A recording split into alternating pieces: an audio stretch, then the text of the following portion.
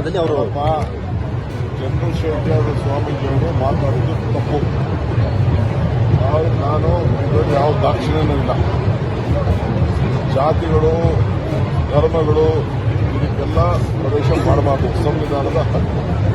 ಅವರು ಕ್ಷಮಾಪಣೆ ಕೇಳಿದ್ದಾರೆ, ಇದು ನನಗೆ ಬಹಳ ಸಂತೋಷ. ಅವ್ರು ಅರ್ಥಕೊಂಡು ತಪ್ಪು ಅಂತ ಕೇಳಿದೆ.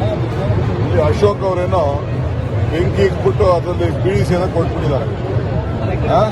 ಸ್ವಾಮೀಜಿಗಳನ್ನ ಬಿಟ್ರೆ ನಾವು ಯಾರೋ ಸಮಾಜ ಸುಖ ಹುಡುಕಿಲ್ಲ ಅಂತ. ಇದೇ ನಿರ್ಮಲಾನಂದ ಸ್ವಾಮೀಜಿ ಮುಂಚಿತವಾಗಿ ಬಾಲಗಂಗಾಧರ ಸ್ವಾಮೀಜಿ ಇದ್ರು. ಬಾಲಗಂಗಾಧರ ಸ್ವಾಮೀಜಿ ಮೇಲೆ ಕೇಸ್ ರಿಜಿಸ್ಟರ್ ಆದಾಗ ಅವರು ಬೇಲ್ ತಗೊಳ್ಳುವಂತ ಪರಿಸ್ಥಿತಿ ಬಂದಾಗ 16 ವರ್ಷ ಕೇಸ್ ನಡೆದಾಗ ಇದೇ ಚೆನ್ನಗಪ್ಪನವ್ರ ಕೇಳಿ FIR ಹಾಕಿಸಿದಾಗ ಅಶೋಕಣ್ಣ ಎಲ್ಲಿಗೆ ಹೋಗಿದ್ದ, ಬೇರೆಯವರಲ್ಲಿ ಎಲ್ಲಿಗೆ ಹೋಗಿದ್ರು?